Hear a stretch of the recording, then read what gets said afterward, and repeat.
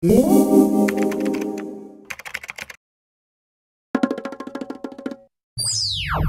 chickities, welcome to today's diary entry. I'm Valerie.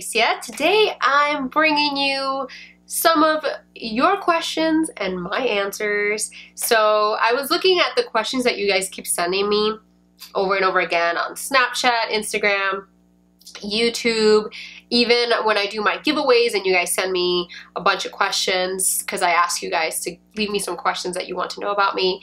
And I gathered a few and I'm here to answer a few of them. So without further ado, let's go ahead and get started. So I've been meaning to do this video because I want you guys to get to know me a little better. And I feel like this is one of those videos that basically gets you to get to know me just a little more on the personal level, a little more of like, who is Valerie outside the camera, you know, outside of these lights and bedroom and glam and everything. So the first question, I wrote them down here on my phone, so if you see me looking down, it's because I wrote them all down, all the ones that were like top. And the first one is, what do you do at the hospital? So a lot of you see me in my scrubs because I Snapchat while I'm at work, and you all see me in my scrubs at the hospital, leaving the hospitals. And the truth is, I always tell you guys this, I never say what I do for a living. And that's simply because I feel like that's something personal that I don't wish to share. I can give you an overview of what I do. Am I a nurse? No. Am I a doctor? No. Do I work with them? Yes. I work very closely with both nurses and doctors. But that's it. I work a 12-hour shift. I work 3 times a week. And then that's all I can say about that. Where are you from? Where's your accent from? So I know that my accent comes out from time to time when I say certain words, and my coworkers call me out on it all the time. See, we clown on each other all the time about this. And I'm actually born and raised in Puerto Rico until I was 11 years old, and then my family and I moved to Florida, and we lived in Florida for about 4.5 years, and then we moved to the Valley of the Sun, Phoenix, Arizona. And we've been here ever since. So I guess you can say I'm a desert rat. I did not think that I was going to stay here this long because I was very, very depressed and homesick for a very long time when we first moved here. And I honestly thought once I turned 18 that I was going to just try to go back as much as I could. And I've only been back to Florida one time, and I miss it. I can honestly say that I wouldn't mind going back. But that's not in the cards for me right now. We'll see if in some near future or in some further future that is a possibility. We shall see about that. But I would love to work my way back to Florida because I really, really loved it there. Do you have pets? Yes, I have my Rory. She is a little Dachshund, and she's a queen, okay? I can't even call her princess. Maybe I should call her princess because I'm the queen. Okay, so she's a little princess, okay? She needs to get her way every single time. If I don't open the door for her to sleep with me, she holds grudges. She is such a brat, but I love her to pieces, and I wish I could have another weenie because I really do want another one, but I don't know if it'll happen. We shall see. I want another one so bad. They're such good dogs, and they're so loyal, and they're so much fun. I love weenies, so we'll see. Maybe we can have another Doxy in the future. Who knows? Let's see. Another one is favorite YouTuber. You know, I can't really say that I have a favorite YouTuber at this moment. I can tell you that I started with Nicole Guerrero, and I always watch all of her videos every single time she posts. So maybe Nicole Guerrero?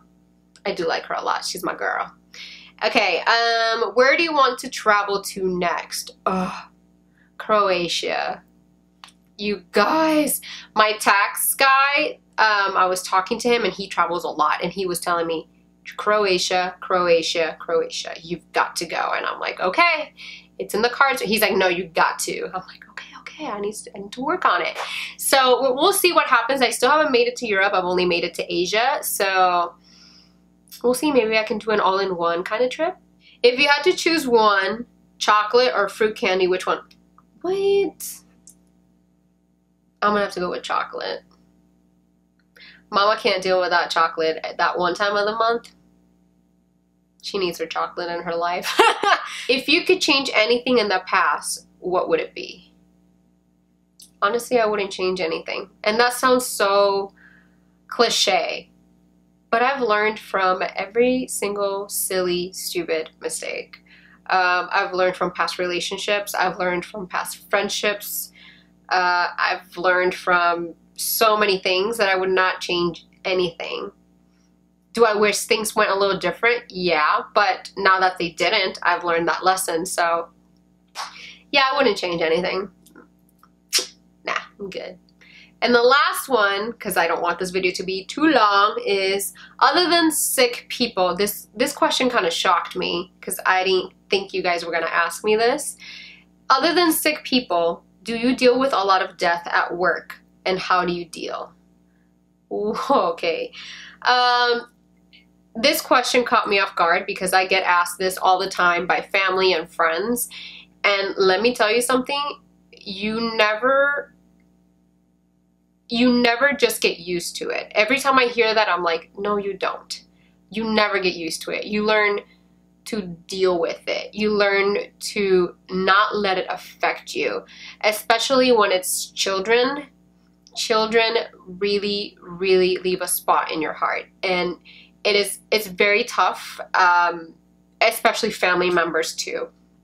When you see family members very upset and very sad with their loved ones being gone, especially when it was a shock, when it was a surprise, no one expected it to happen, or at such a young age, it really, really shows you that not everything is perfect. Not everything is great and happy and nice. You know, life throws you curveballs all the time, and sometimes there are very tough ones. And so, do I deal with that? Yes. Yes, I do. And it is very, very tough sometimes. There are times that I need to go outside, and I'm not gonna lie to you, my lifeline is my sister, and I love her to pieces, and I don't want to get emotional, but one time, there's been a few times that I've had to call her and I said, I need to talk, I need to vent because this is eating me up. And so I just vent and vent and vent, and sometimes that's all you need. You just need someone to listen to you.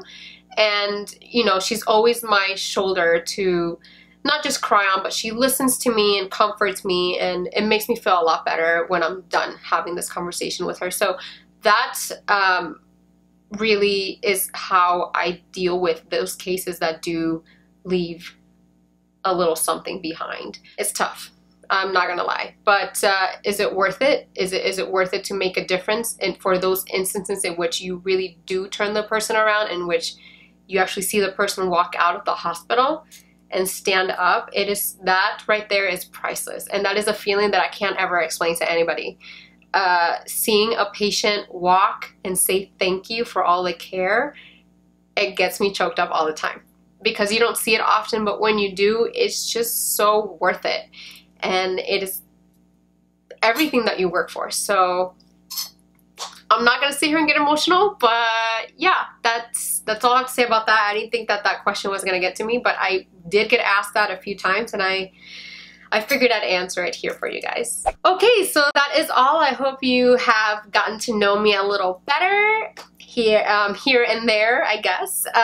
Thank you so much for watching. I love you guys so, so much. I hope you have a great rest of your day, and I will catch you on my next diary entry. Un besote. Bye. Su actitud malvada, un poco interesante. Su estilo retro, como los de antes. No se puede conseguir este diamante en una mina.